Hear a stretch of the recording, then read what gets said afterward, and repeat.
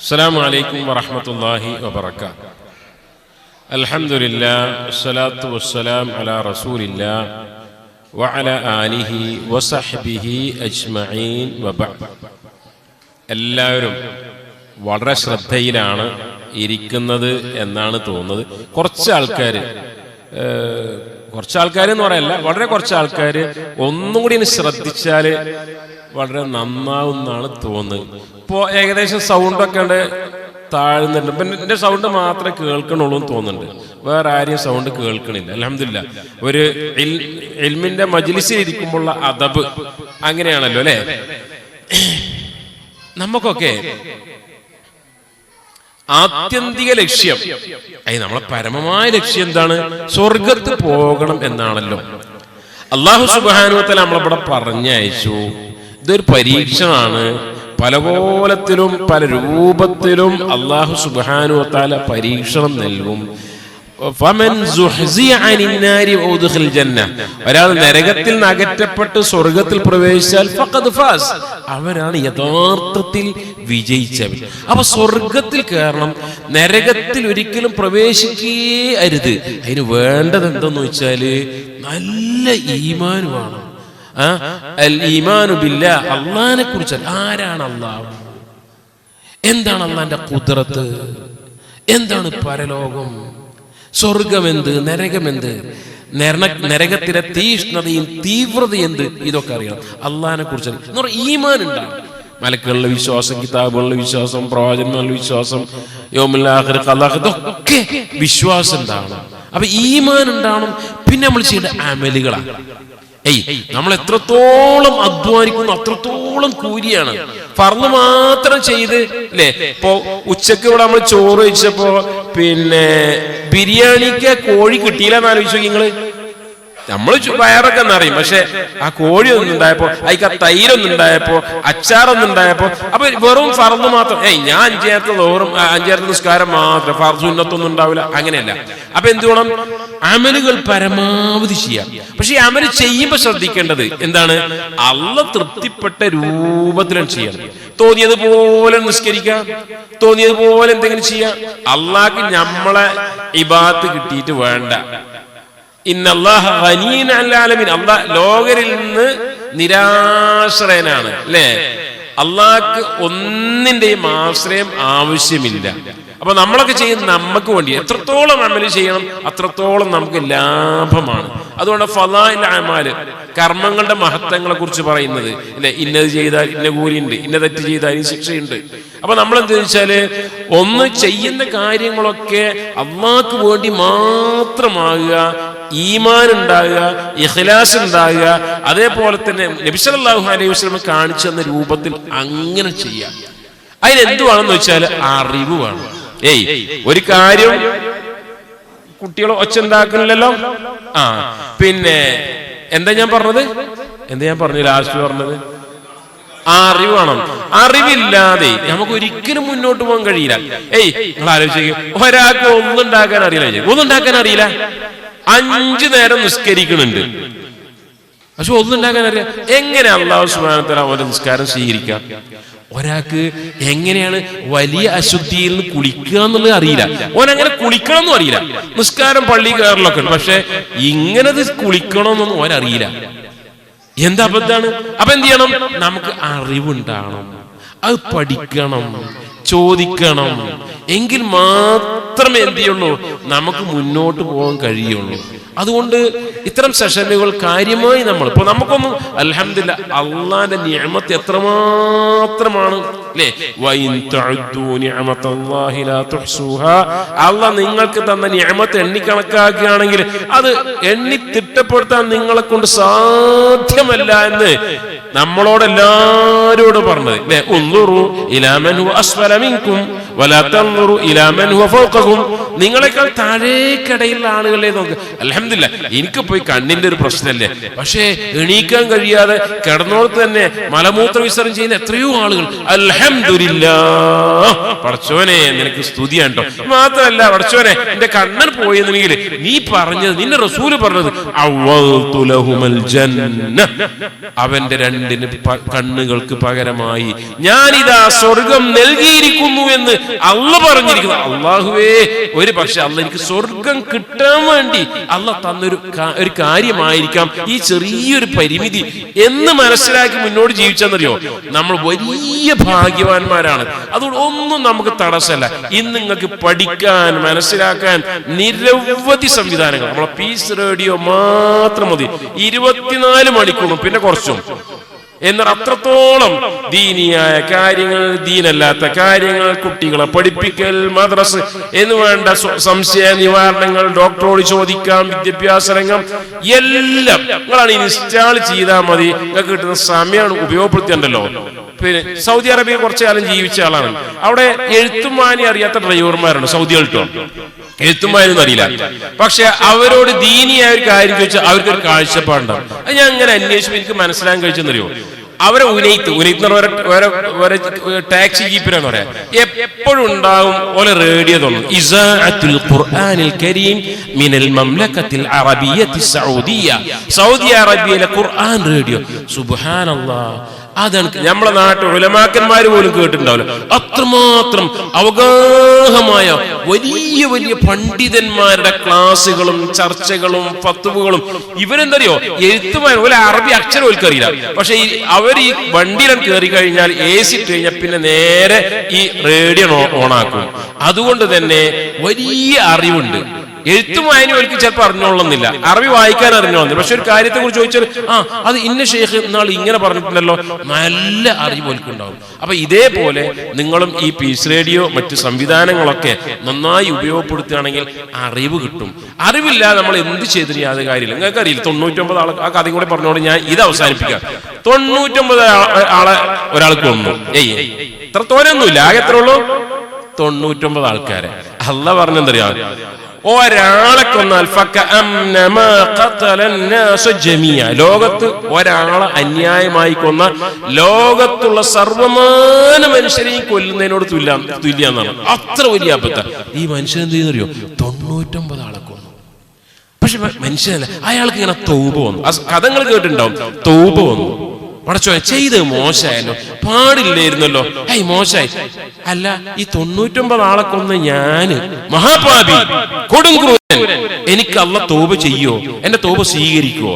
അങ്ങനെ എന്ത് ചെയ്യുന്നറിയോ, എന്ത് ചെയ്തു? ഒരു ആലിമാണ് എന്ന് നടിക്കുന്ന, ആലിമാണെന്ന് വിശ്വസിക്കുന്ന ഒരാൾ അടുക്കൽ പോയി ചോദിച്ചു. എന്ത് ചോദിച്ച്? ഞാൻ 99 ആളെ കൊന്നിട്ട് പടച്ചോ എന്റെ തൗബ സ്വീകരിക്കുവോ? എടാ പാപി, 99 ആളെ കൊന്നില്ലേ, എന്റെ പാപ എങ്ങനെ സ്വീകരിക്കണ? അറിവില്ലാതെ ഫത്വ കൊടുത്തു. എന്താ ഉണ്ടായെന്നറിയോ? അയാൾ ഒരൊറ്റ വെട്ട്, അയാളെ കഥയും കഴിഞ്ഞു. അറിവില്ലാതെ ഫത്വ പറഞ്ഞപ്പോ എന്ത് കിട്ടി? അയാളെ ജീവനും പോയി. അങ്ങനെ 100 തികച്ചു. 100 ആളെ കൊന്നു. ഉറുമ്പിനെ അല്ല, 100 കൊതുകിനെ അല്ല, 100 മനുഷ്യരൻ കൊന്നു എന്ന് പറഞ്ഞു. കൊന്നു. ഏതായാലും അല്ലാഹു സുബ്ഹാനഹു വ തആല മനുഷ്യന്റെ തൗബ സ്വീകരിച്ചതായി ഹദീസ് കാണാൻ സാധിക്കും. ഞാൻ പറഞ്ഞെന്തറിയോ, അറിവില്ലാതെ പറയാം, ദീനാണിത്. അല്ലാഹുവിന്റെ റസൂൽ പറഞ്ഞു, മൻ കദബ അലയ്യ മുതഅമ്മിദൻ ഫൽയതബവ്വ മഖ്അദഹു മിനന്നാർ.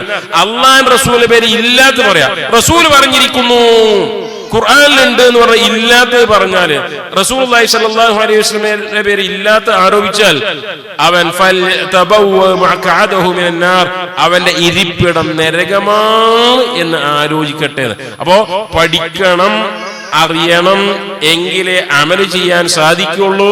അത് മുഖേന നമ്മൾ സ്വർഗത്തിലേക്കുള്ള ദറജകൾ ഉയർത്താൻ സാധിക്കുള്ളൂ.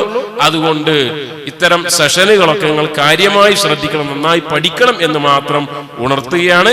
ഇനി നിങ്ങൾക്ക് ആ വിഷയമായി എന്തെങ്കിലും സംശയങ്ങളുടെ, എല്ലാത്തിനും എനിക്കറിയില്ല, നിങ്ങൾ പല വിഷയങ്ങളും അറിയില്ല. അറിയുന്നത് ഞാൻ പറയാം, അറിയാത്തത് ഇന്നത്തെ കാലത്ത് നമുക്ക് ചോദിച്ചറിയാനും പിന്നെ ചോദിച്ച് വീണ്ടും ചോദിച്ചു നോക്കി അറിയിച്ചു തരുവാനൊക്കെ സാധിക്കും. ഇൻഷാ അല്ലാഹ് ദീനിയായ എന്തെങ്കിലും സംശയങ്ങൾ ഉണ്ടെങ്കിൽ നിങ്ങൾക്ക് ചോദിക്കാവുന്നതാണ്.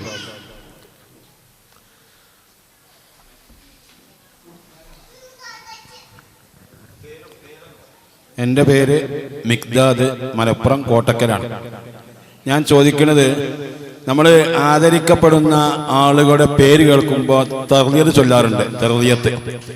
അപ്പോൾ പിന്നെ ഈ തർലിയത്ത് ചൊല്ലുന്നതിന് എന്തെങ്കിലും മാനദണ്ഡമുണ്ടോ? ഞാൻ ചോദിക്കാൻ കാരണം, റസൂലുള്ളാഹി സ്വല്ലല്ലാഹു അലൈഹി വസല്ലം തങ്ങളുടെ പിന്നെ ഉമ്മയുടെ ഉപ്പയുടെ പേര് കേൾക്കുമ്പോൾ റളിയല്ലാഹു അൻഹു പറയുന്ന ആളുകളുണ്ട്.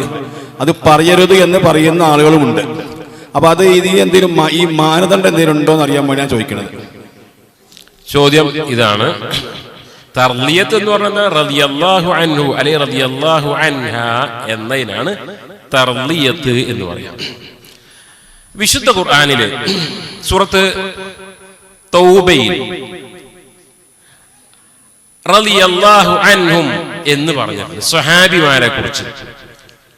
സൂറത്ത് ഫത്ഹിൽ ലഖദ് റളിയല്ലാഹു അനിൽ മുഅ്മിനീന ഇദ് യുബായിഊനക തഹ്ത അശ്ശജറ, ബൈഅത്തു റിദ്വാനിൽ ഹുദൈബിയ സന്ധിയോടനുബന്ധിച്ച് ബൈഅത്തു റിദ്വാനിൽ പങ്കെടുത്ത സ്വഹാബിമാരെ കുറിച്ച് ഖുർആൻ പറഞ്ഞു, ലഖദ് റളിയല്ലാഹു അനിൽ മുഅ്മിനീന. ആ ബൈഅത്തു റിദ്വാനിൽ പങ്കെടുത്ത സ്വഹാബിമാരെ കുറിച്ച് അല്ലാഹ് തൃപ്തിപ്പെട്ടിരിക്കുന്നു. സൂറത്ത് തൗബയിൽ പറഞ്ഞത് റളിയല്ലാഹു അൻഹും വറദു അൻഹു, അല്ലാഹു സുബ്ഹാനഹു വ തആല അവരെ കുറിച്ച് തൃപ്തിപ്പെട്ടിരിക്കുന്നു, അവർ അല്ലാഹുവിനെ കുറിച്ചും തൃപ്തിപ്പെട്ടിരിക്കുന്നു എന്നാണ്. അതുകൊണ്ട് തന്നെ പൊതുവെ ഒരു മുസ്ലിം സമൂഹം സ്വീകരിച്ചു വരുന്ന ഒരു നിലപാടുണ്ട് എന്ന് പറഞ്ഞാല്, മുൻ പ്രവാചകന്മാരെ കുറിച്ച് പറയുമ്പോ അലൈഹിസ്സലാം എന്ന് പറയും. മൂസ അലൈഹിസ്സലാം. മുഹമ്മദ് നബി സല്ലല്ലാഹു അലൈഹി വസല്ലമയുടെ പേര് കേൾക്കുമ്പോ സല്ലല്ലാഹു അലൈഹി വസല്ലം എന്ന് പറയും. സ്വഹാബിമാരുടെ പേര് കേൾക്കുമ്പോ റളിയല്ലാഹു അൻഹു എന്ന് പറയും. മരണപ്പെട്ടു പോയ ഒരാളെ കുറിച്ച് പറയുമ്പോ റഹിമഹുല്ലാ എന്ന് പറയും. ജീവിച്ചിരിക്കുന്ന ഒരാളെ കുറിച്ച് പറയുമ്പോ ഹഫിളഹുല്ലാ എന്ന് പറയും. ഇതൊക്കെ ഒരു രൂപത്തിലല്ലെങ്കിൽ മറ്റൊരു രൂപത്തിൽ അവർക്ക് വേണ്ടിയുള്ള പ്രാർത്ഥനയാണ്.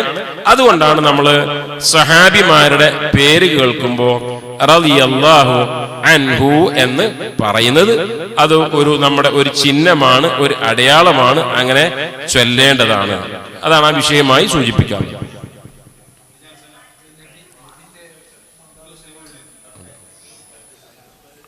ആ ബാക്കിൽ കൊടുക്കുക.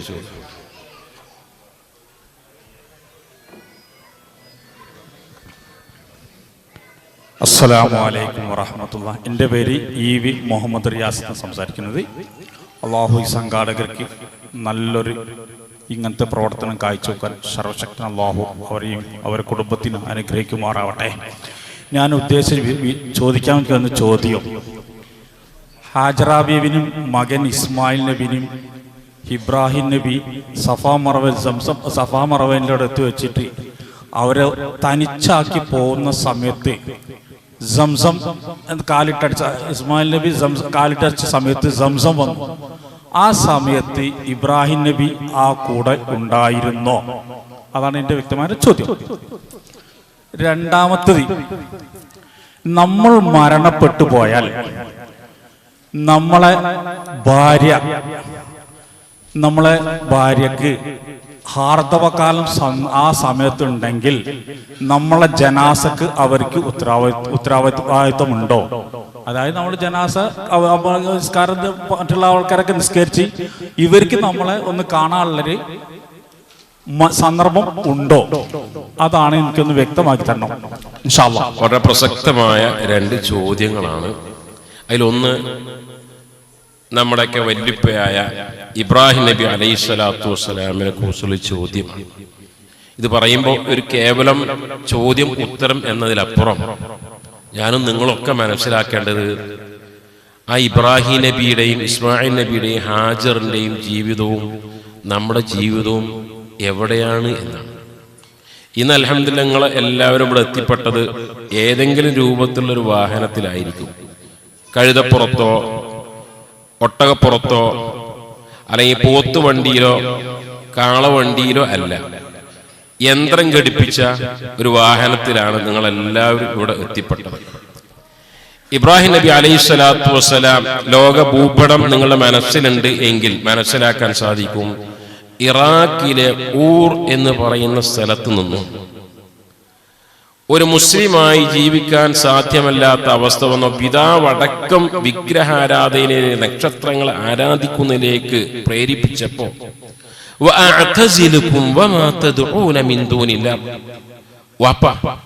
നിങ്ങളെയും നിങ്ങൾ എന്തിനെയെല്ലാം ആരാധിക്കുന്നു അതിനെയെല്ലാം ഞാൻ ഒഴിവാക്കി പോവുകയാണ്, നിങ്ങൾ എന്നെ കല്ലെറിഞ്ഞു കൊല്ലും എന്നല്ലേ പറയുന്നത്. അങ്ങനെ പിതാവിനോടുള്ള ആ സ്നേഹം ഉള്ളിൽ വെച്ചുകൊണ്ട് തന്നെ അവിടെ നിന്ന് നടക്കുന്നത് ആയിരക്കണക്കിന് കിലോമീറ്റർ ദൂരെയുള്ള തെക്ക് പടിഞ്ഞാറ് ദിശയിൽ സഞ്ചരിച്ചാൽ എത്തുന്ന ഫലസ്തീനിലേക്കാണ്. ആ ഫലസ്തീനിലെത്തി പിന്നീട് അവിടെ ഹാജർ കൂടെ ഉണ്ടായിരുന്നു, അതിന് പുറമെ സാറ ഉണ്ടായിരുന്നു. ഹാജറിന് കൂടെ ഫലസ്തീൻ ലഭിച്ചു. പിന്നീട് അവിടെ നിന്നുള്ള ഒരുമിച്ചുള്ള ജീവിതം ചില പ്രയാസങ്ങൾ ഉണ്ടായപ്പോൾ അള്ളാഹുവിന്റെ കൽപ്പനയാണ് എന്ത്, ഫലസ്തീനിൽ നിന്നും മക്കയിലേക്ക് കൊണ്ടുപോകണം. ഫലസ്തീനിൽ നിന്നും മക്കയിലേക്ക് എന്ന് പറയുമ്പോ ഇതേപോലെ എത്രയോ കിലോമീറ്ററുകൾ സഞ്ചരിക്കണം. അങ്ങനെ സഞ്ചരിച്ച് ഭാര്യ അല്ലെങ്കിൽ ഹാജറിനെയും മകൻ ഒരു ചോരപ്പൈതൽ എന്ന് പറയാവുന്ന ചെറിയ കുട്ടിയാവുന്ന ഇസ്മായിലിനെയും ഇന്ന് കഅബാലയം സ്ഥിതി ചെയ്യുന്ന ആ സ്ഥലത്ത് കൊണ്ടുവന്നു. വിശുദ്ധ ഖുർആനിൽ ഇബ്രാഹിം നബി അലൈഹിസ്സലാത്തു വസ്സലാമിന്റെ പ്രാർത്ഥനയുണ്ട്.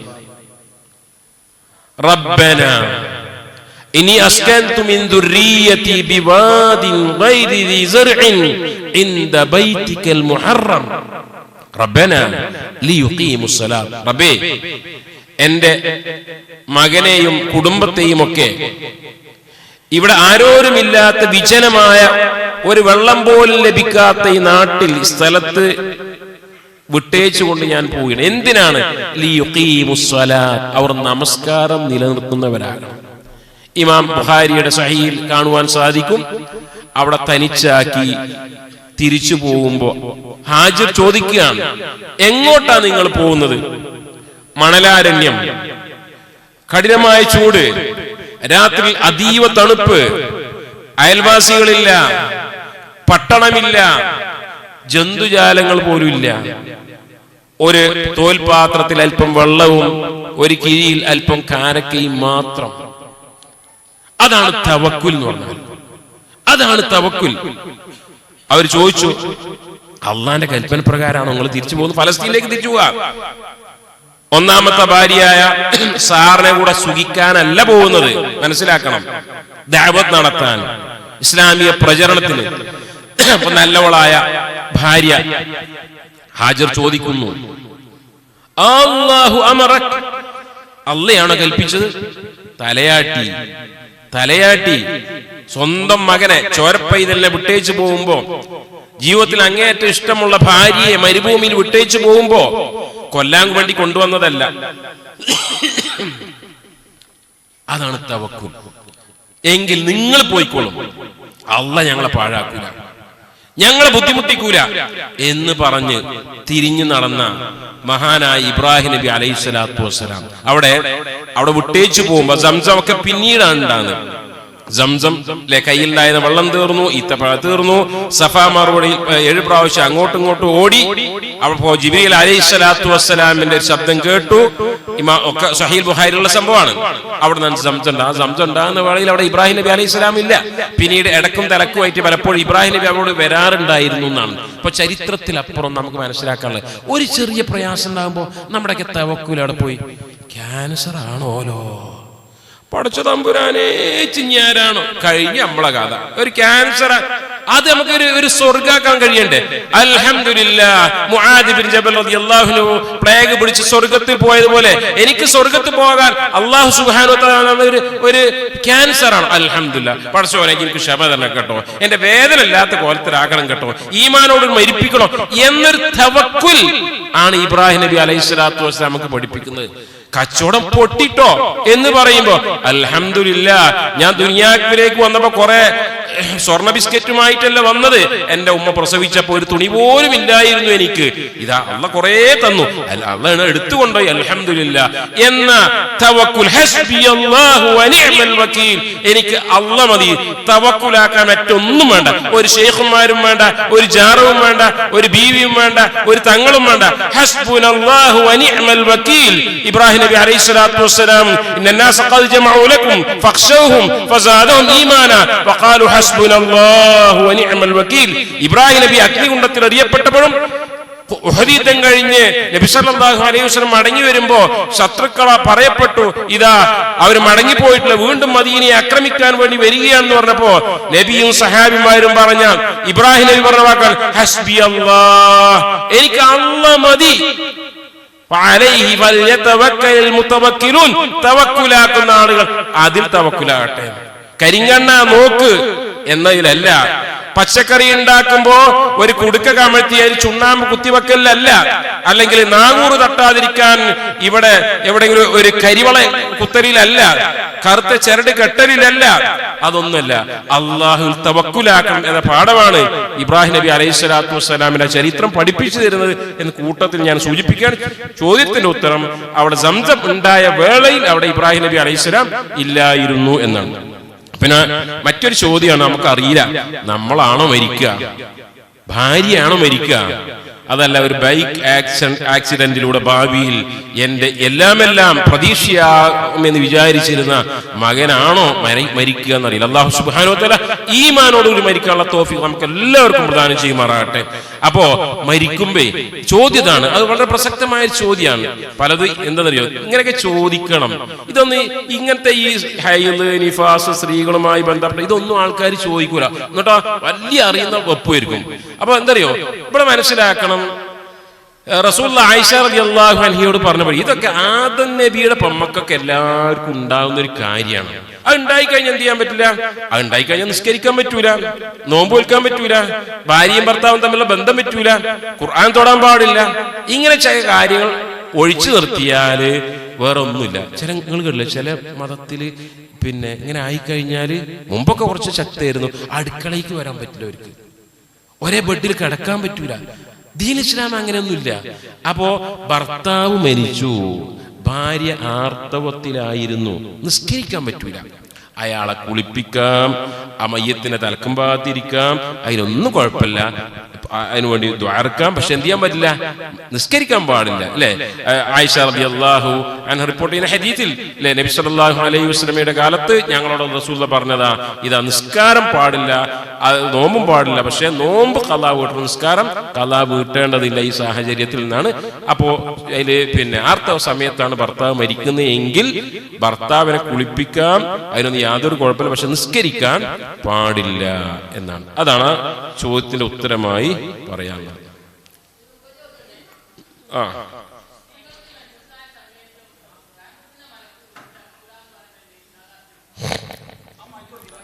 അല്ലെങ്കിൽ കേട്ടു ഞാൻ ചോദ്യം പറയാം. അതായത് മെൻസസ് ഉള്ള സമയത്ത് റഹ്മത്തിന്റെ മലക്കുകൾ വീട്ടിൽ വരൂല എന്നുള്ളത്. പിന്നെ പണ്ട് തമാശ പറയട്ടെ, ചില ആൾക്കാർ മലക്കുകൾ കേറൂല, മലക്കുകൾ കേറൂല എന്ന് പറഞ്ഞ ചില സമയം പറയും. ഒന്ന് നായ വീട്ടിലുണ്ട്, നായനെ വീട്ടിൽ വളർത്തുകയാണെങ്കിൽ മലക്കുമില്ല. അപ്പൊ ചിലോ അറിവില്ലാത്ത മരണത്തിൽ നിന്ന് രക്ഷപ്പെടാൻ ഒരു വഴിയുണ്ട്. എന്ത് വഴി? വീട്ടിലെന്ത് ചെയ്താൽ മതി? നായനെ വളർത്തിയാൽ മതി. മലക്കുമില്ലല്ലോ അവിടെ. അങ്ങനെയല്ല അർത്ഥം, എല്ലാ മലക്കുന്നല്ല, റഹ്മത്തിന്റെ മലക്ക് എന്നാണ്. അപ്പൊ റഹ്മത്തിന്റെ മലക്ക് വരാത്ത നായനെ വളർത്തിയ വരില്ല. അതേപോലെ ഒരിക്കൽ റസൂലുള്ളാഹി സ്വല്ലല്ലാഹു അലൈഹി വസല്ലം ജിബ്രീലായിട്ട് ഒരു മൗഇദ് ഉണ്ടായിരുന്നു. ജിബ്രീൽ വരും എന്ന് പറഞ്ഞാൽ എത്ര ടൈമായിട്ടും വരുന്നില്ല. അപ്പൊ നോക്കിയപ്പോ എന്തറിയോ, റസൂലിന്റെ വീട്ടിൽ ഒരു കട്ടിലിന്റെ അടിയിൽ ഒരു ജിർഫ് എന്ന് പറഞ്ഞ നായക്കുട്ടി. എന്നിട്ട് പിന്നീട് പറഞ്ഞു ജിബ്രീൽ, നായകളുള്ള വീട്ടിലേക്ക് ഞങ്ങൾ വരില്ല. അതേപോലെ രൂപങ്ങള്, ചിത്രം, നല്ല വല്യപ്പാന്റെ ഫോട്ടോ ഇങ്ങനെ ഫ്രെയിം ചെയ്ത് വെച്ചിരിക്കുന്നു, അല്ലെങ്കിൽ ജീവനുള്ള വസ്തുക്കള് അതിന്റെ ചിത്രം വരച്ചിരിക്കുന്നു, രൂപം ഉണ്ടാക്കി, അവിടെ റഹ്മത്തിന്റെ മലക്കുകൾ ഉണ്ടാവില്ല. അതേപോലെ തന്നെ മലക്കുകൾക്ക് അനിഷ്ടകരമാണ് മണിനാദം. അപ്പൊ ചോദ്യം ഇതാണ്, ആർത്തവമുള്ള സ്ത്രീ ഉള്ള വീട്ടിൽ റഹ്മത്തിന്റെ മലക്ക് ഉണ്ടാകുക? അതിനൊറ്റ മറുപടി പറയാം. ആയിഷ റളിയല്ലാഹു, നമ്മൾ ഉമ്മ പറയാണ്, ആയിഷ റളിയല്ലാഹു പറയാണ്, റസൂലുള്ളാഹി സ്വല്ലല്ലാഹു അലൈഹി വസല്ലം എന്റെ മടിയിൽ തലവെച്ച് കിടക്കാറുണ്ട്, ഞാൻ ആർത്തവകാരിയായിരിക്കെ. എന്നിട്ട് റസൂലുള്ളാഹി സ്വല്ലല്ലാഹു അലൈഹി വസല്ലം ഖുർആൻ ഓതാറ്. റസൂലിന്റെ അടുത്തേക്ക് റഹ്മത്തിന്റെ മലക്ക് വരില്ലേ? ആയിഷ പൊയ്ക്കടി അവിടുന്ന്, ഞാൻ ഈ റഹ്മത്തിന് മലക്ക് എന്റെ അടുത്ത് വരും പോയിക്ക എന്ന് പറഞ്ഞു. ആയിഷ ബീവി ആർത്തവകാരിയാണ്. അപ്പോ നബിന്റെ കൂടെ ഇരുന്ന് കഴിഞ്ഞാൽ നബിന്റെ അടുത്തേക്ക് റഹ്മത്തിന്റെ മലക്ക് വരൂല. അതുകൊണ്ട് ആയിഷ ഞാൻ പോയിക്ക എന്ന് പറയല്ലേ ഇത്.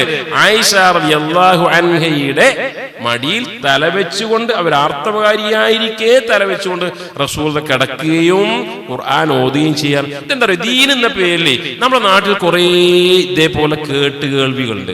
ജനങ്ങളെ പൂതി എന്താണെന്നറിയോ, അതൊക്കെ ദീനാണ്. പണ്ട് നമ്മുടെ നാട്ടില് കാലാട്ടി എന്താണ്, നിങ്ങൾ കേട്ടിട്ടുണ്ട്? രാവിലെ തന്നെ മിരിങ്ങാക്കോച്ച്, ഞാൻ കരുവാരന്റെ തന്നെയാണ്. മിരിങ്ങാക്കോച്ചിന് രാവിലെ തന്നെ കണ്ടു കഴിഞ്ഞാല് അതില്ലേ, രാവിലെ നീച്ചുമ്പോ മിരിങ്ങാക്കോച്ചിന് കണ്ടാല് ഇതൊക്കെ ഏത് ഇസ്ലാം പഠിപ്പിച്ചത്, ഏത് ഖുർആനിലുള്ളതാ, ഏത് ഹദീസിലുള്ളതാ? അപ്പൊ ഇതൊക്കെ എന്താ അറിയോ, അതൊന്നും ഇല്ല. അങ്ങനെ ഇനി ഉണ്ടായി നോക്കി. ശ്രദ്ധിക്ക ഏത് ആർത്തവകാരികളായ സ്ത്രീകൾ വീട്ടിലുണ്ടെങ്കിൽ റഹ്മത്തിന്റെ മലക്ക് വരില്ല എന്നായിരുന്നുവെങ്കിൽ ലോകത്ത് ഇസ്ലാമിനെതിരെ ശത്രുക്കൾക്ക് ആഞ്ഞടിക്കാൻ പറ്റിയ വലിയൊരു ആയുധമായിരുന്നു. കണ്ടില്ലേ, ഞങ്ങൾ മുമ്പേ പറയാറുണ്ട്, സ്ത്രീകൾക്ക് ഇസ്ലാമിൽ സ്വത്തവകാശം നീതിയില്ല, ഒരു മുഖം മൂടി പൊളിച്ച് നടക്കണം. ഇതായിപ്പോ വേറൊന്നും അവരുടെ അടുത്തേക്ക് റഹ്മത്തിന്റെ മലക്ക് വരൂല. അവർക്ക് അടിക്കാൻ പറ്റിയ നല്ലൊരു വടിയാണ്. പക്ഷെ അവര് പോലും അങ്ങനെ പറയാറില്ല. അതുകൊണ്ട് ഇല്ലാത്തൊരു വാദമാണ് എന്നാണ്. ഇവിടെ എന്താ ചോദിച്ചിരുന്നത് ഫസ്റ്റ്? മൈക്ക് എവിടെ? നിങ്ങൾ ചോദിച്ചോളൂ. കേൾക്കുന്നുണ്ട്.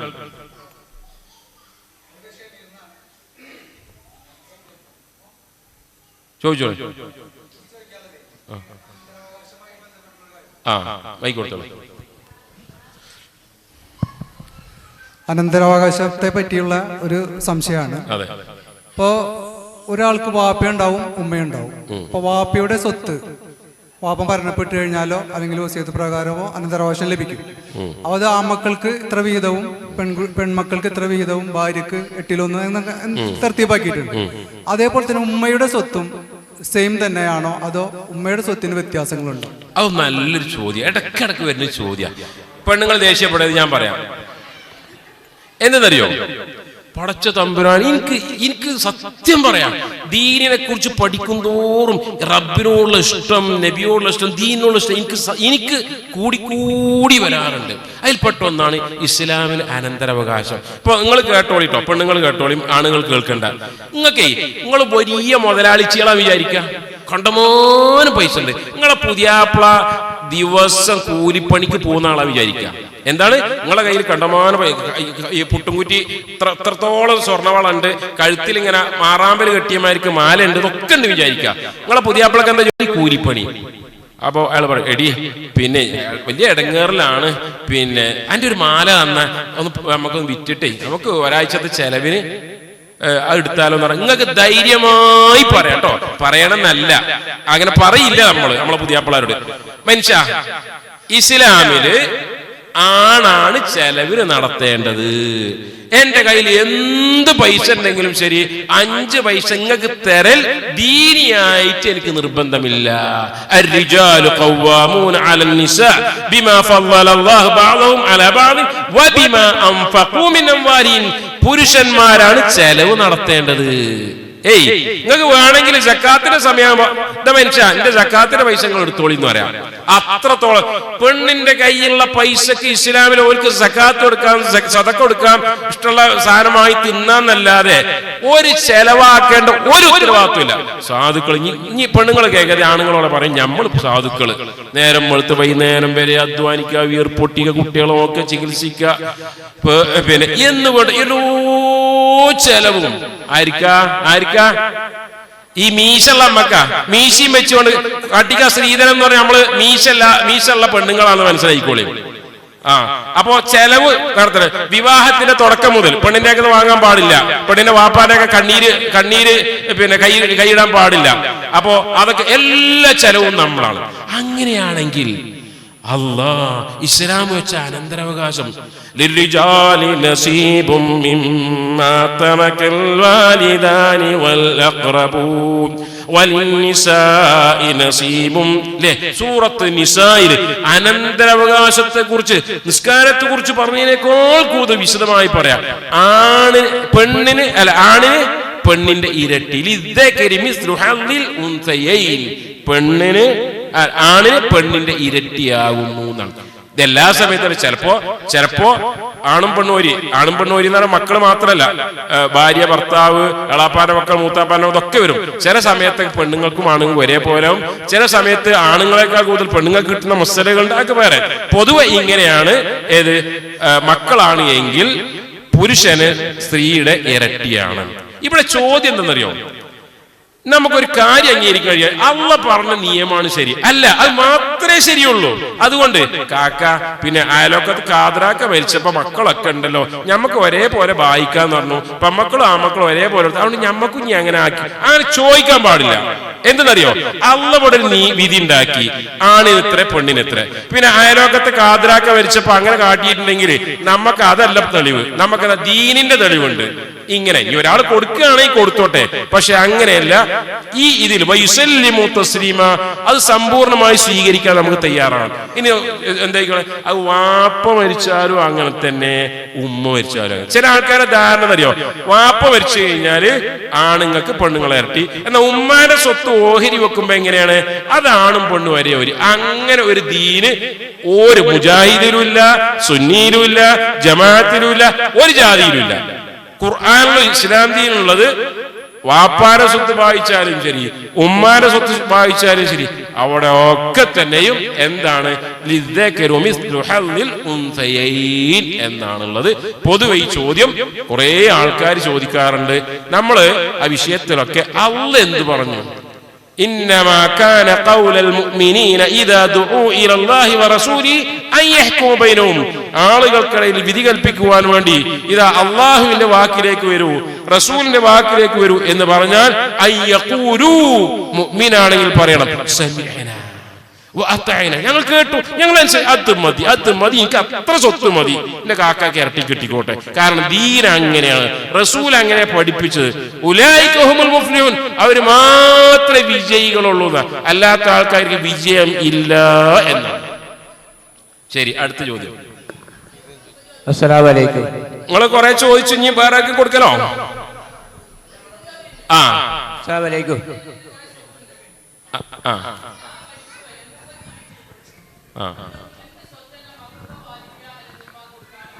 ഒന്നുകൂടി ചോദിക്കുകയും ചോദ്യം. മൈക്ക് കയ്യിൽ വെക്കല്ലേ? എനിക്കൊരു കുറെ സ്വത്തുണ്ട്. എന്റെ ഉമ്മ ജീവിച്ചിരിക്കുന്നതിന് മുമ്പ് ഞാൻ മരിച്ചുപോയി. എനിക്ക് ഭാര്യയും മക്കളും ഉണ്ട്. അപ്പൊ എന്റെ സ്വത്തിന്റെ അവകാശം എന്റെ ഭാര്യയും മക്കളാണോ, എന്റെ ഉമ്മാക്ക് കൊടുക്കാനുള്ള അവകാശം ഉണ്ടോ? അവിടെ ചോദ്യം, ഒരാൾ മരിച്ചു കഴിഞ്ഞാല് ആദ്യം ആരൊക്കെയുണ്ട് എന്നാണ് നോക്കേണ്ടത്. ചില ഈ പറയുന്ന ആളുകൾക്ക് നിർബന്ധമായും സ്വത്ത് കിട്ടും, മക്കൾക്ക് നിർബന്ധമായും കിട്ടും, ഭാര്യക്കും ഭർത്താവിനും നിർബന്ധമായും കിട്ടും, ഉമ്മാക്കും വാപ്പാക്കും നിർബന്ധമായി. ഈ മൂന്ന് വിഭാഗം ആളുകൾ ആരൊക്കെ? ഭാര്യയും ഭർത്താവും, വാപ്പയും ഉമ്മയും മക്കള്. ഈ മൂന്ന് വിഭാഗം ആളുകൾക്ക് എല്ലാവർക്കും നിശ്ചിതമായ തോതിൽ സ്വത്ത് കിട്ടുന്നതാണ്. അവിടെ നിങ്ങള് ചോദ്യം മനസ്സിലാക്കി, നിങ്ങൾ പൈസക്കാരനാണ്, നിങ്ങൾ മരണപ്പെട്ടു, നിങ്ങൾക്ക് ഉമ്മാന്റെ സ്വത്ത് കിട്ടുമെന്ന് ചോദിച്ച് ഉമ്മക്കാണോ ഭാര്യക്കാണോ കിട്ടുക എന്നാണ് ചോദ്യം. അവിടെ ഉമ്മാക്കും കിട്ടും, ഭാര്യക്കും കിട്ടും. അവിടെ ഭാര്യക്ക് നിങ്ങൾക്ക് മക്കളുണ്ടോ ഇല്ലയോ നോക്കും. മക്കൾ ഉണ്ടെങ്കിൽ ഭാര്യക്ക് 8 കിട്ടും. പിന്നെ നിങ്ങൾക്ക് മക്കൾ ഇല്ലെങ്കിൽ ഭാര്യക്ക് 4 കിട്ടും. അതേപോലെ തന്നെ നിങ്ങൾക്ക് മക്കൾ ഉണ്ടെങ്കിൽ ഉമ്മാക്ക് 6 കിട്ടും. ഇവർക്കൊക്കെ കിട്ടുന്നതാണ്. ശരി, അടുത്ത ചോദ്യം. അസ്സലാമു അലൈക്കും. എനിക്ക് ചോദിക്കാനുള്ള, ഞാൻ സിദ്ദീഖ് ഐക്യപ്പടിയാണ്. എനിക്ക് ചോദിക്കാനുള്ളതേ, ഈ സ്വർണ്ണമോതിരം ആണുങ്ങൾക്ക് ഉപയോഗിക്കാൻ പാടില്ല, പെണ്ണുങ്ങൾക്ക് ഉപയോഗിക്കാം. പിന്നെ ഈ സ്വർണ്ണമോതിരിട്ട് നിസ്കരിച്ചാൽ നിസ്കാരം ശരിയാവും എന്ന് പറയുന്നു. ആണുങ്ങൾ സ്വർണ്ണമോതിരിട്ട് നിസ്കരിച്ചാലേ നിസ്കാരം ശരിയാവും, കുഴപ്പമൊന്നുമില്ല എന്ന് പറയണത്. അത് എന്തുകൊണ്ടാണ്? കാരണം മോതിരം ഹറാമല്ലാണ് നിങ്ങൾക്ക്, അപ്പൊ നിസ്കാരം എങ്ങനെ ശരിയാകും? നല്ലൊരു ചോദ്യമാണ്. പിന്നെ വെള്ളി മോതിരം സുന്നത്താന്ന് പറയുന്നു, അതെന്തുകൊണ്ട്? എന്നെ കൊടുക്കാൻ വേണ്ടിയുള്ള ചോദ്യം തോന്നുന്നുണ്ട്. അപ്പോ ഇതിപ്പോ നിങ്ങൾ പറഞ്ഞ മറ്റൊരു വിഭാഗം ആളുകൾക്കുള്ള മറുപടിയും കൂടി അതിലുണ്ട്. ആയിരിക്കുന്നറിയോ? ഇസ്ലാമിലെ സ്ത്രീ എന്ന് പറഞ്ഞാല് ഇടങ്ങേറാണ്, ബുദ്ധിമുട്ടാണ്, നോക്കുക അതില്ല ഇതില്ല, ഓ ഞങ്ങള് വരാ നിങ്ങളെ സ്വതന്ത്രരാക്കാന്ന് പറയുന്ന മൂഢന്മാരുണ്ടല്ലോ, സ്വതന്ത്രവാദികള്. അവർക്ക് പറഞ്ഞു കൊടുക്കണം, ഇസ്ലാമിൽ ആണുങ്ങൾക്ക് എന്ത് പാടില്ല? സ്വർണം പാടില്ല, അത് സ്ത്രീകൾക്ക് അനുവദിക്കാം. ഇസ്ലാമിൽ പുരുഷന്മാർക്ക് പട്ട് പാടില്ല, കാഞ്ചീപുരം പട്ട് സാരി ആണുങ്ങൾക്കല്ല പെണ്ണുങ്ങൾക്കാണ്. അപ്പോ ഇതാണ് ഇസ്ലാമിന്റെ പ്രത്യേകത. പട്ട് സ്വർണം പുരുഷന്മാർക്ക് ഹറാം, അത് സ്ത്രീകൾക്ക് അനുവദനീയമാണ്. റസൂലുള്ളാഹി സ്വല്ലല്ലാഹു അലൈഹി വസല്ലമ ഒരിക്കൽ മിമ്പറിൽ കയറി കയ്യിൽ പട്ടിന്റെ ഒരു തുണിയും ഒരു സ്വർണവും എന്നിട്ട് പറഞ്ഞു, ഇത് എന്റെ ഉമ്മത്തിലെ സ്ത്രീകൾക്ക് അനുവദനീയവും പുരുഷന്മാർക്ക് അത് ഹറാമാണ്.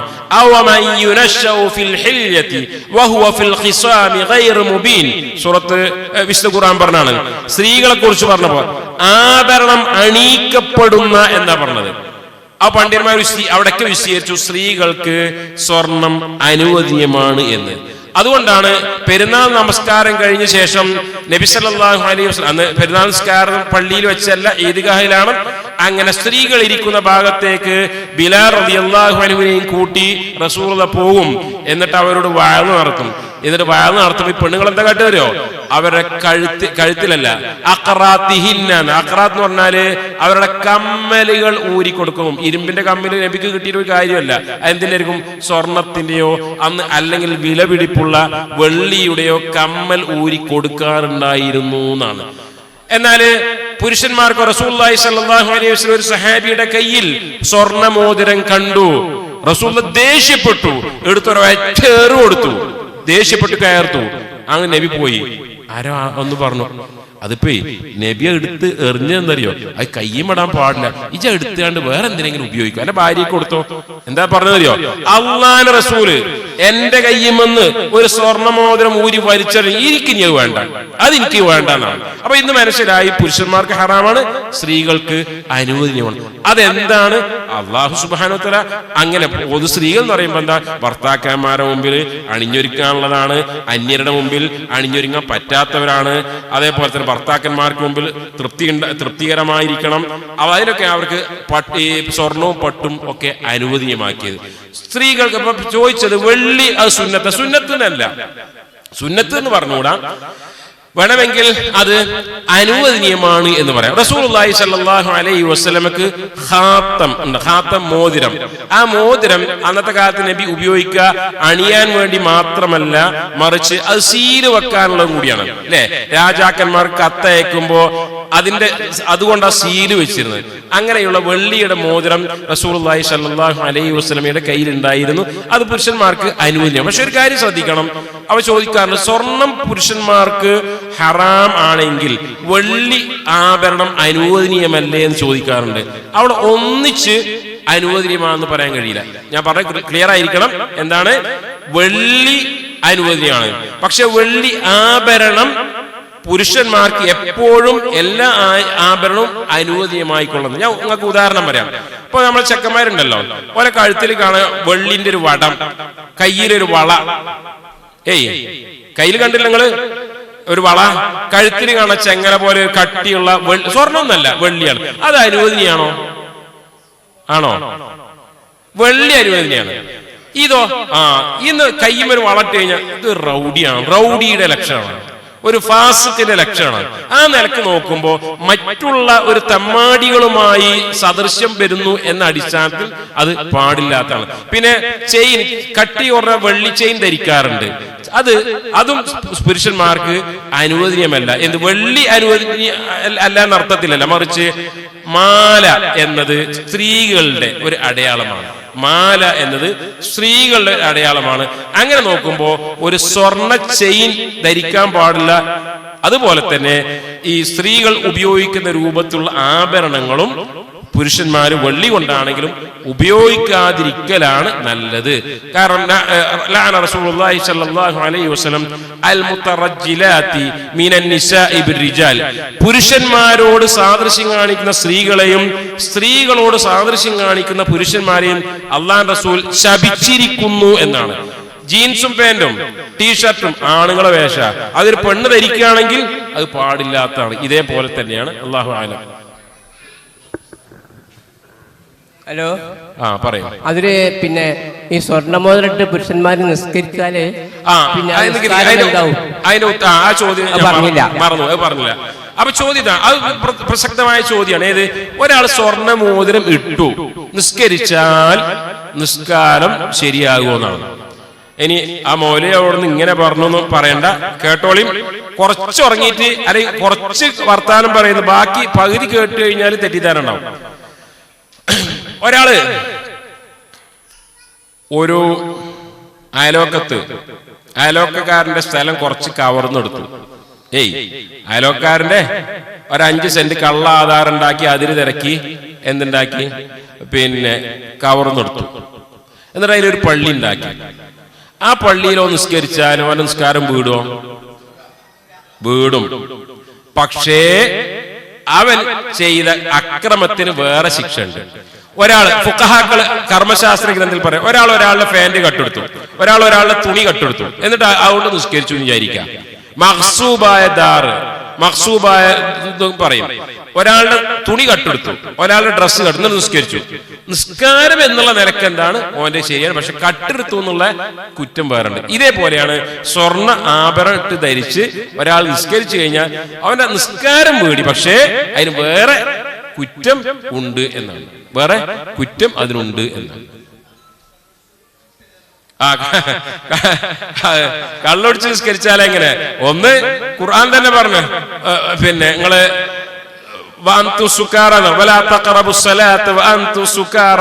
നിങ്ങൾ ലഹരി ബാധിച്ചവരായി നമസ്കാരത്തെ സമീപിക്കുക. അവന്റെ നിസ്കാരം തന്നെ ശരിയാവില്ല. അത് എന്തുകൊണ്ടാ? ഓൻ കള്ളുടിച്ചു എന്നുള്ളതുകൊണ്ട് മാത്രമല്ല, കാരണം അവന് ബോധമല്ല. നിസ്കരിക്കുമ്പോ നീയത്ത് വേണ്ടേ? കള്ളുടിയനെ നീയത്താ. അതുകൊണ്ടാണ് അവന്റെ നിസ്കാരം ശരിയാകാത്തത്. പിന്നെ വേറെ ചോദ്യം.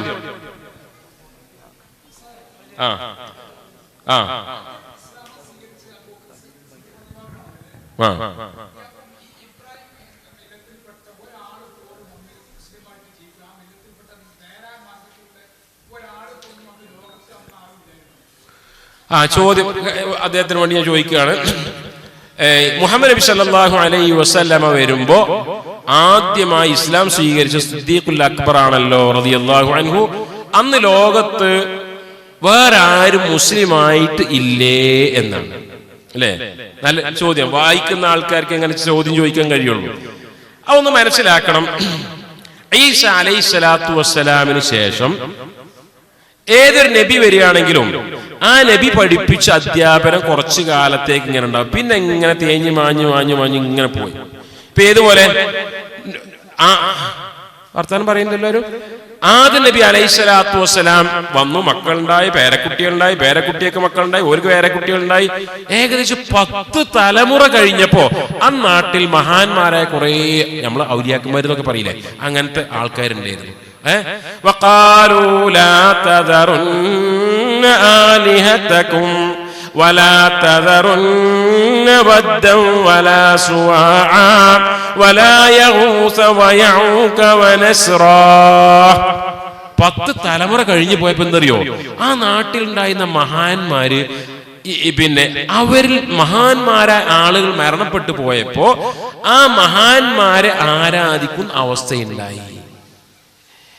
ഇമാം ബുഖാരി അവിടുത്തെ സഹീൽ പറയുന്നു, അസ്മാഉ റിജാലിൻ സാലിഹീന ഫീ ഖൗമി നൂഹിൻ നൂഹ് നബി അലൈഹി സ്വലാത്തു വസ്സലാമിന്റെ സമുദായത്തിലെ സ്വാലിഹീങ്ങളായ ഔലിയാക്കന്മാരായ ആളുകളുടെ പേരാണ് വദ്, സുവാഅ്, യഊസ്, യഊഖ്, നസ്ർ. ഇവർ മരിച്ചു കഴിഞ്ഞപ്പോ ശൈത്താൻ ഇങ്ങനെ ഒരു വഹി കൊടുത്തു, ഇവർ ഇരുന്നിരുന്ന സ്ഥലത്ത് ഒരു കല്ല് വെക്കാന്, എന്നിട്ട് ആ കല്ലിനോട് പ്രത്യേകമായ ഒരു ബഹുമാനിക്കാന്. ആ തലമുറ മരിച്ചു, അടുത്ത തലമുറ വന്നപ്പോ ഈ കല്ലിനെ ആരാധിക്കുന്ന അവസ്ഥയിലേക്ക് വന്നു. അങ്ങനെ വിഗ്രഹാരാധനയും കല്ലാരാധനയും. അപ്പോഴാണ് അല്ലാഹു സുബ്ഹാനഹു വ തആല നൂഹ് നബിയെ അയച്ചത്. അപ്പൊ ഏതൊരു സമുദായത്തിൽ നബി വരുമ്പോഴും എന്തിനാണ് അവിടെ ഷിർക്ക് ഉണ്ടാകുമ്പോഴാണ്, ഷിർക്കിനെ തുടച്ചു മാറ്റാൻ വേണ്ടിയാണ് നബി വരിക. ഇബ്രാഹിം നബി അലൈഹി സ്വലാത്തു വസ്സലാം വരുമ്പോ കഅബാലയത്തിന് അകത്ത് അവിടെ എന്താ നക്ഷത്രങ്ങൾ ആരാധിക്കുന്ന ആളുകളായിരുന്നു ഉണ്ടായിരുന്നത്. പിന്നീട് കുറെ കഴിഞ്ഞ് മുഹമ്മദ് നബി സല്ലല്ലാഹു അലൈഹി വസല്ലം വരുമ്പോൾ കഅബക്കകത്ത് ഇബ്രാഹിം നബിയുടെ ഇസ്മായിൽ നബിയുടെ വിഗ്രഹം ഉണ്ടായിരുന്നു. അപ്പോ അതൊരു ചരിത്രം ഇങ്ങനെ ആവർത്തിച്ചുകൊണ്ടേയിരിക്കുകയാണ്. ഈ ഈസാ അലൈഹി സ്വലാത്തു വസ്സലാമിന്റെ അധ്യാപനം സ്വീകരിച്ച കുറച്ച് ആൾക്കാരുണ്ടായിരുന്നു. അതിൽപ്പെട്ട ആളാണ് ഖദീജ റളിയല്ലാഹു അൻഹയുടെ മച്ചുനനായ വറഖ ഇബ്നു നൗഫൽ എന്ന് പറയുന്ന അദ്ദേഹം ക്രിസ്ത്യാനിയാണെങ്കിലും സത്യക്രിസ്ത്യാനി എന്ന് പറഞ്ഞ തൗഹീദുള്ള, പിതാവും പുത്രൻ പരിശുദ്ധാത്മാവ് ഒരുമിച്ച് കൂട്ടിയ ദൈവത്തിൽ വിശ്വസിക്കാത്ത, അള്ളയാണ് റബ്ബ് എന്ന് ഈസാ നബി പഠിപ്പിച്ച ആ വിശ്വാസം സ്വീകരിക്കുന്ന ഒരാളായിരുന്നു വറഖത്ത് ബിൻ നൗഫൽ. അതേപോലെ തന്നെ മക്കയിൽ വളരെ കുറഞ്ഞ ആളുകൾ മില്ലത്ത് ഇബ്രാഹിം ഹനീഫിയ മില്ലത്ത് എന്ന് പറയാം, ഇബ്രാഹിം നബിയുടെ മില്ലത്തിൽ ഉണ്ടായിരുന്ന ആളുകൾ ഉണ്ടായിരുന്നു. ചില പ്രാസംഗികരൊക്കെ ഉണ്ടായിരുന്നു. അവര് ശിർക്ക് ചെയ്യുന്ന അവസ്ഥ അവരിൽ ഉണ്ടായിരുന്നില്ല, വളരെ കുറഞ്ഞ ആൾക്കാര്. മുഹമ്മദ് നബി സല്ലല്ലാഹു അലൈഹി വസല്ലമ നബിയായി വരുന്ന ആ സമയത്ത് അഹ്ലുൽ ഫത്ര എന്ന് പറയാം. അഹ്ലുൽ ഫത്ര എന്ന് പറഞ്ഞാല് ആ സമയത്ത് നബിമാര് ഉള്ള ഒരു അവസ്ഥയല്ല. ഇസ്മായിൽ നബിയുടെ ഈസാ നബിയുടെ അധ്യാപനങ്ങളൊക്കെ തേഞ്ഞുമാഞ്ഞു പോയി. അങ്ങനെ നബി വരാത്ത ഒരു അവസ്ഥാവിശേഷമാണ് അവർക്ക് ഉണ്ടായിരുന്നത്. ആ സമയത്താണ് മുഹമ്മദ് നബി വരുന്നത്. മുഹമ്മദ് നബിയിൽ ആദ്യമായി വിശ്വസിച്ചത് അബൂബക്കർ സിദ്ദീഖ് റളിയല്ലാഹു അൻഹു, അലി ഇബ്നു അബീ ത്വാലിബ് റളിയല്ലാഹു അൻഹു, അതേപോലെ തന്നെ ഖദീജ ബിൻത് ഖുവൈലിദ് റളിയല്ലാഹു അൻഹാ. അപ്പൊ ആ ഒരു സമയത്ത് നബി വരുന്നതിന് തൊട്ടു മുമ്പ് അപൂർവം ചില ആളുകൾ ഞങ്ങൾ ഇബ്രാഹിം മദ്ഹബിലാന്ന് പറഞ്ഞു. ആ മക്കാ മുശ്രിക്കുകളും പറഞ്ഞു ഞങ്ങൾ ഇബ്രാഹിം നബിയുടെ മദ്ഹബിലാണ്. അത് പറയും ചെയ്യും, ശിർക്കും അവർ ചെയ്തിരുന്നു എന്നർത്ഥം. അതാണ് വിഷയത്തിൽ പറയാനുള്ളത്. ഒരൊറ്റ സംശയം, നമ്മളെ ബാപ്പ മരണപ്പെട്ട് കഴിഞ്ഞു, ബാപ്പ അവിടെ ഇവിടെയൊക്കെ കുറെ പൈസ കടം വെച്ചിട്ടുണ്ട്. ശ്രദ്ധിക്കുക പൊന്ന സഹോദരിമാരെ, ഒന്ന് ഇതിലൊക്കെ ശ്രദ്ധിക്കുക. നിങ്ങൾ സംസാരം നമുക്ക് നാളെ നടത്തുക, ഇങ്ങനത്തെ കാര്യങ്ങൾ കിട്ടൂല. അപ്പോ ബാപ്പ മരണപ്പെട്ട് കഴിഞ്ഞാൽ മക്കൾ ആൺകുട്ടികളുണ്ട് പെൺകുട്ടികളുണ്ട്. അപ്പൊ വാപ്പാന്റെ മയ്യത്ത് വെച്ചിട്ട് മോലേര് പള്ളിക്കൊന്നും വിളിച്ചു പറഞ്ഞു ഇങ്ങനെയാണ് കടബാധ്യത മക്കൾ ഏറ്റെടുക്കുന്നു പറഞ്ഞു. ഈ വ്യക്തിന്റെ ഒരു 5, 10, 15 മാസം കഴിഞ്ഞപ്പോ മക്കളടുത്ത് ചെന്ന സമയത്ത് മക്കൾ അത് തിരിഞ്ഞു നിൽക്കുന്ന സമീപനാകുമ്പോൾ ആ മയ്യത്തിന് എന്ത് അനുഭവപ്പെടും? അതാണ് സാർ എനിക്ക് ഉത്തരം പറഞ്ഞു. അതീവ ഗൗരവമായ ഒരു ചോദ്യമാണ്. അല്ലാഹുവിന്റെ റസൂൽ സല്ലല്ലാഹു അലൈഹി വസല്ലമയുടെ അടുക്കലേക്ക് ഒരു മയ്യത്ത് കൊണ്ടുവരപ്പെട്ടാൽ അലൈഹി ദൈനുൻ, ഈ മയ്യത്തിന് കടണ്ടോ എന്ന് ചോദിക്കും. ഉണ്ട് എന്ന് പറഞ്ഞാൽ സല്ലു അലാ സാഹിബിക്കും, ഇന്നെ നിസ്കരിക്കാൻ കിട്ടൂല, നിങ്ങൾ നിസ്കരിച്ചു, അല്ലാഹുവിന്റെ റസൂൽ നിസ്കരിക്കൂല എന്നാ കടമുള്ള ആൾക്കാർക്ക്. ഒരിക്കൽ ഒരു മയ്യത്തിനെ കൊണ്ടുവരപ്പെട്ടു, ചോദിച്ചു കടണ്ടോ? കടല്ല. നബി നിസ്കരിച്ചു.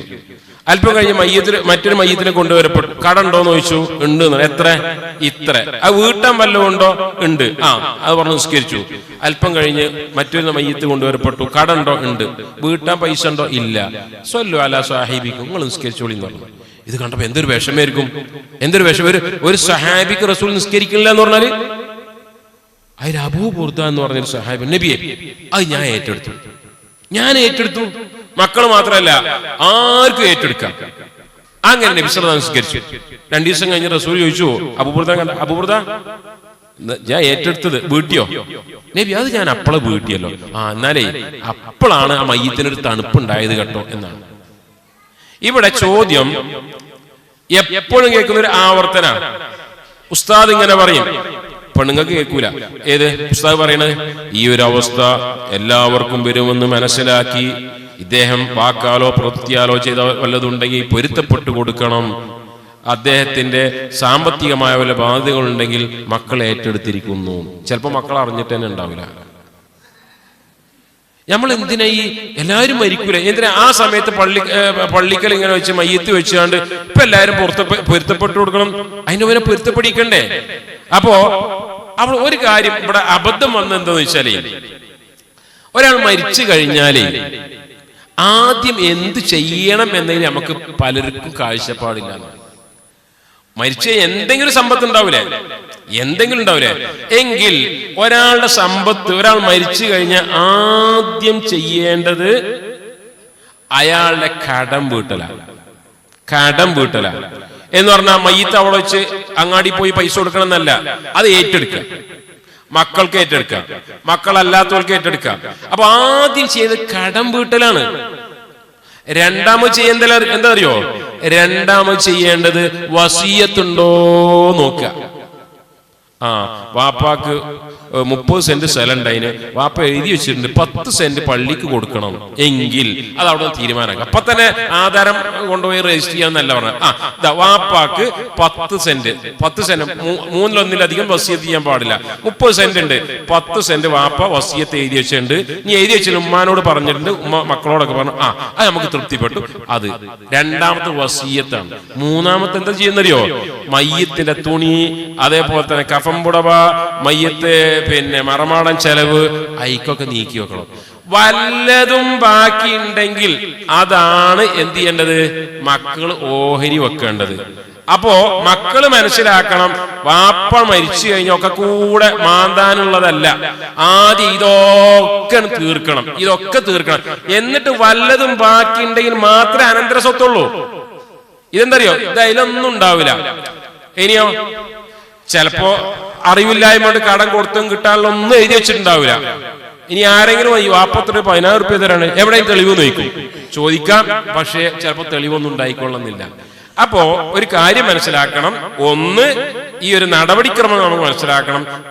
അയാളുടെ സ്വത്ത് എന്നുള്ളതാണ്, ആദ്യം കടം വീട്ടാനുള്ളതാണ്. അത് പെട്ടെന്ന് മരിച്ചു കഴിഞ്ഞ് പിന്നെ എല്ലാ കർമ്മങ്ങളൊക്കെ കഴിഞ്ഞതിന് ശേഷം പെട്ടെന്ന് കടം വീട്ടാനുള്ളത് എത്രത്തോളം നേരത്തെ വീട്ടുന്നു അത്രത്തോളം മയ്യത്തിന് സുഖമായിരിക്കും. അതാണ് വിറ്റിട്ടാണ്, ഈ വിറ്റിട്ട് അല്ലെങ്കിൽ ഒരാളെ സഹായിച്ചിട്ട് ഏറ്റെടുത്തിട്ട്, അല്ലെങ്കിൽ മകൻ പറയാം അല്ല അത് ഞാൻ ഏറ്റെടുത്തു, ഞാൻ ആരെങ്കിലും കടം വാങ്ങിക്കോളാം, ഇനി വാപ്പാവ് കടം ഉണ്ടാവും, കട എനിക്കായിക്കോട്ടെ എന്ന് പറഞ്ഞ് ഏറ്റെടുത്തു, എന്നാൽ രക്ഷപ്പെട്ടു. അതല്ല വാപ്പാന്റെ സ്വത്ത് 5 കൊല്ലായിട്ടും 10 കൊല്ലായിട്ടും 20 കൊല്ലായിട്ടും സ്വത്ത് ഓരിയക്കാതെ പിന്നെ വക്കാണത്തിൽ നിൽക്കുന്ന മക്കളെ കാണാൻ കഴിയും. മിനിഞ്ഞാ നടക്കും നമുക്ക് ചില കേസുകൾ വന്നു.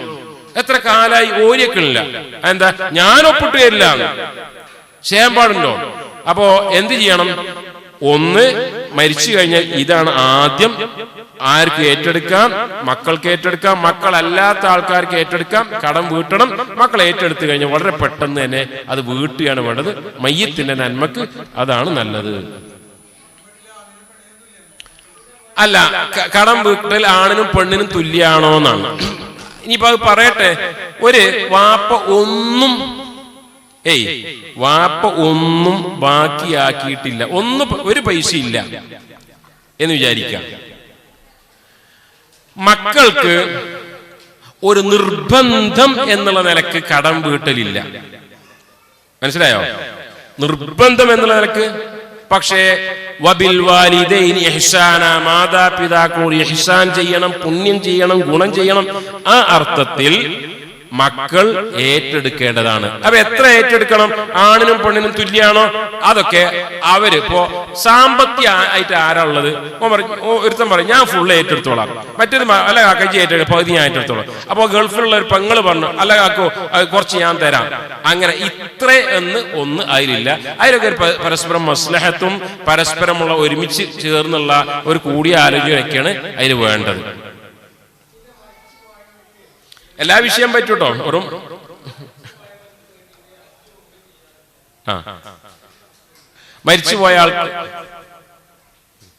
മരിച്ചുപോയ ആളുകൾക്ക് ഹജ്ജും ഉംറയും ചെയ്യാറുണ്ട്, ചെയ്യാവുന്നതാണ്, ചെയ്യേണ്ടതാണ്, പ്രത്യേകിച്ച് മക്കൾ പോലുള്ള. പക്ഷെ ഒരു നിബന്ധന, അത് ചെയ്യുന്ന ആൾക്കാർക്ക് എന്ത് ചെയ്യണം? അത് ചെയ്യുന്ന ആള് സ്വയം ചെയ്യുന്നവനായിരിക്കണം.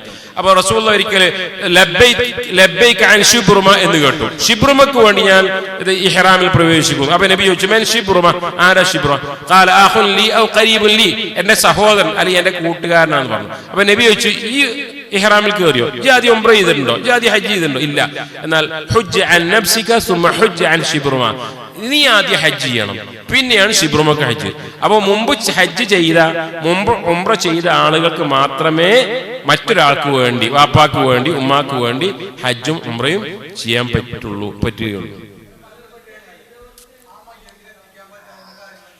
എന്താണ്?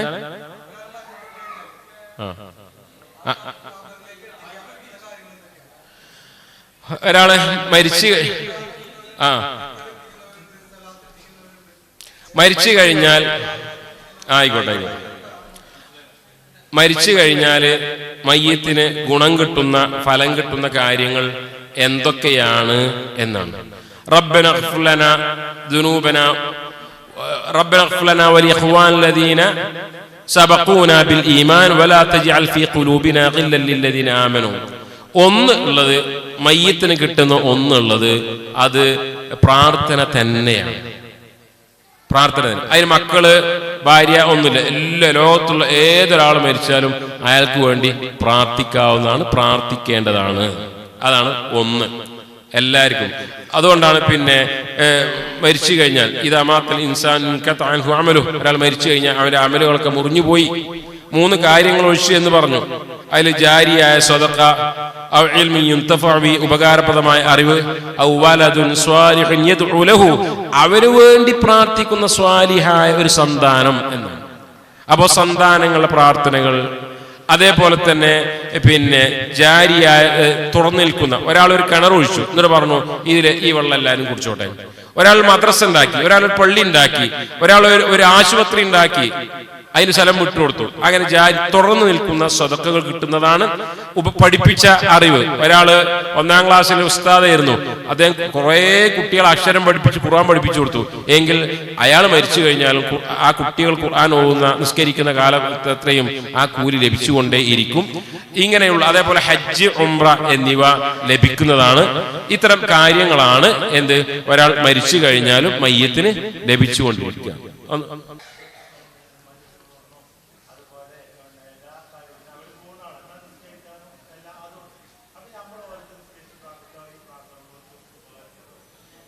നമ്മളെ ഇപ്പൊ സുന്നി, മുജാഹിദ് ഒക്കെ മാറ്റി വെക്കുക. എന്നിട്ട് നമ്മളൊരു അതിലൊന്നൊരു പക്ഷപാതിത്വ നിലപാട്, സുന്നിയാണ് മുജാഹിദാണ് എന്നുള്ളതിലപ്പുറം, അങ്ങനെ നമ്മളൊരു പൊതുവെ കേരളത്തിൽ പറയുമ്പോൾ ആദ്യം ഈ ഏതാണെന്ന് ചോദിക്കുക, ഈ ഏതാ ഗ്രൂപ്പ്, സുന്നിയാണെങ്കിൽ സുന്നീത്ത് ഏത് ഗ്രൂപ്പാണ്, മുജാഹിദാണെങ്കിൽ മുജാഹിദ് ഏത് ഗ്രൂപ്പാണ് എന്നൊരു ചോദ്യത്തിന് ചോദിക്കുക. ഇവിടെ അംബിയ മുർസലീങ്ങൾ വരുമ്പോൾ അങ്ങനെ ഒന്നില്ല. കറകളഞ്ഞ തൗഹീദ്, നബിമാരൊക്കെ പഠിപ്പിച്ച് അല്ലാഹനെ മാത്രമേ പ്രാർത്ഥിക്കാൻ പറ്റുള്ളൂ എന്നാണ് അല്ലേ. വഅന്നൽ മസാജിദ ലില്ലാഹി ഫലാ തദ്ഉ മഅല്ലാഹി അഹദാ, പള്ളികൾ അല്ലാഹുവിനുള്ളതാകുന്നു, അല്ലാഹുവിനോടൊപ്പം ഒരാളെയും വിളിച്ച് പ്രാർത്ഥിക്കരുതേ. വിശുദ്ധ ഖുർആൻ സൂറത്ത് ജിന്നിൽ പറഞ്ഞാണ്.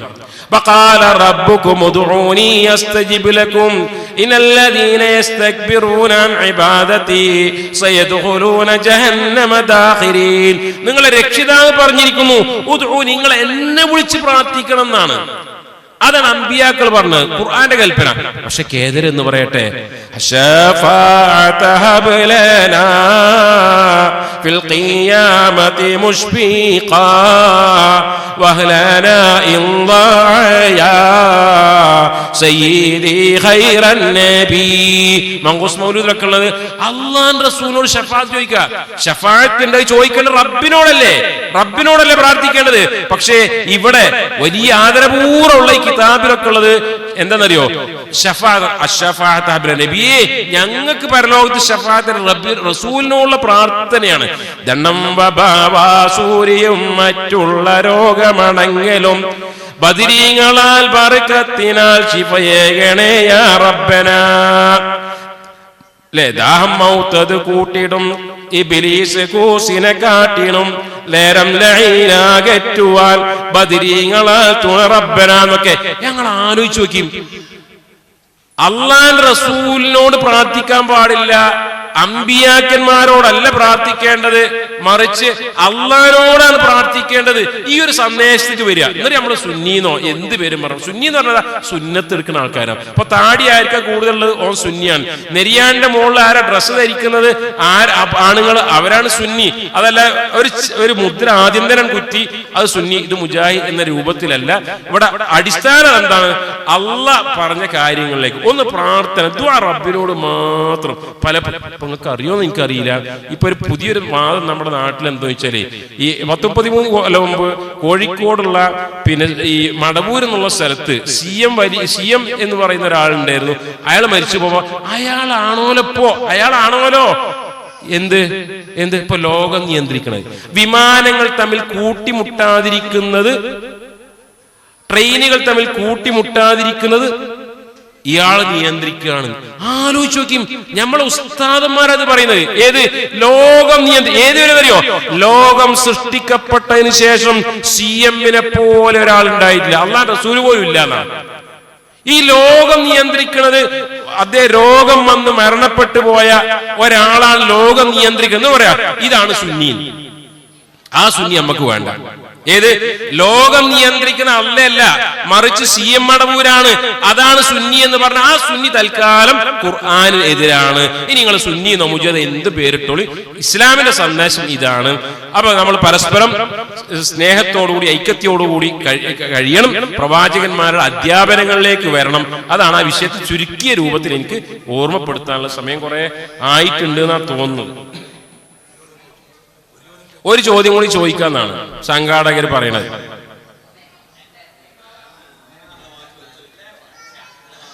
എല്ലാരും വാച്ച് തപ്പിയൊക്കെ ഉണ്ട്. അപ്പൊ ഒന്ന് സംശയമൊന്നും ഇല്ലാന്ന് തോന്നുന്നല്ലേ?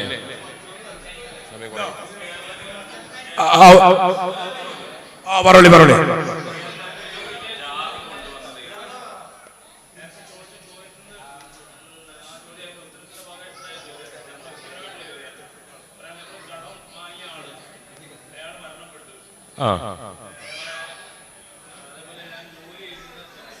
എങ്ങനെ?